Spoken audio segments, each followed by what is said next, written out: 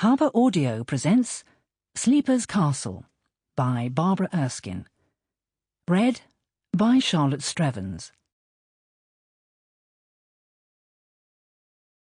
Time.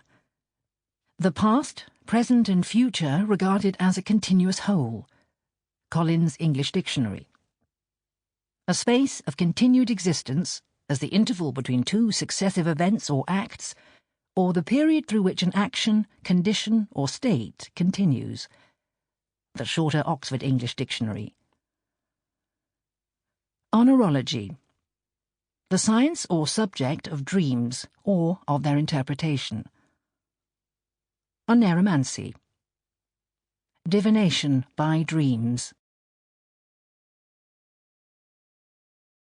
In the never-ending battle between the principalities of Wales and their aggressive, acquisitive neighbours, the victorious king, Edward I of England, having subdued the native princes, had banned the bards, recognising their power, their ability to remember, their position in society as the keepers of memories of freedom and power.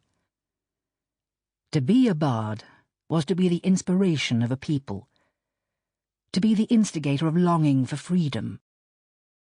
It was a position of enormous influence. To be a bard was now punishable by death.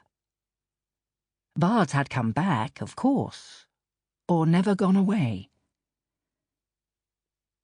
For 200 years the Welsh people lay under the English yoke, their impatience growing, their dissatisfaction ever increasing, their bards and poets studying the dream of independence.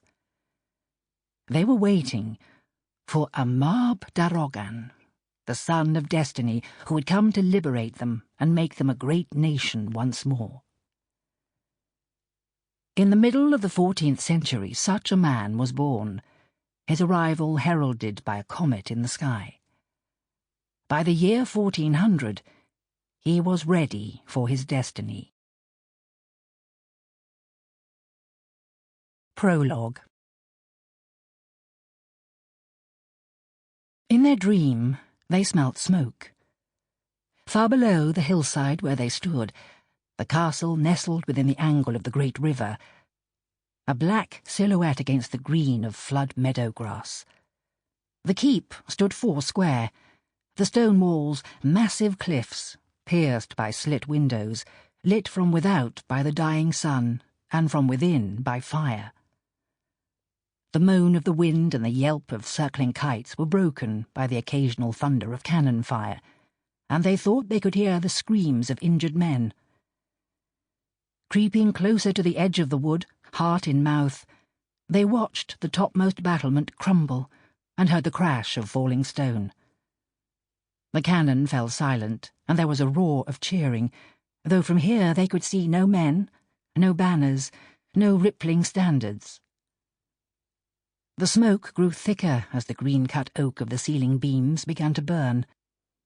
The smell sweet on the air until slowly, insidiously, it was flavoured with the rancid undertone of smouldering fabric and burning wool, as ancient dusty wall hangings and cushions, banners and silks from a bygone age flared and collapsed into the conflagration. Then, a sharp thread winding through the smell, the scent of cooking mutton and beef, as the animals, herded into the shelter of the curtain walls, began to roast alive, and with the burning flesh of animals outside the walls was mingled the scent of the burning flesh of men. Horrified, they watched, hidden in the trees, hands clutching the mossy trunks, fingernails clawing at the lichen-stained bark. Far below they heard the crash as the roof of the keep fell, and they saw the sparks fly up in the wind, a curtain of shimmering red against the smoke-filled sky.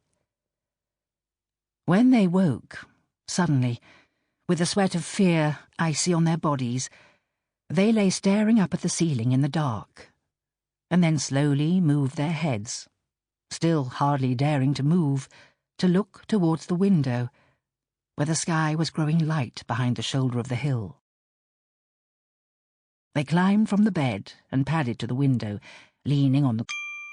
Sample complete. Ready to continue?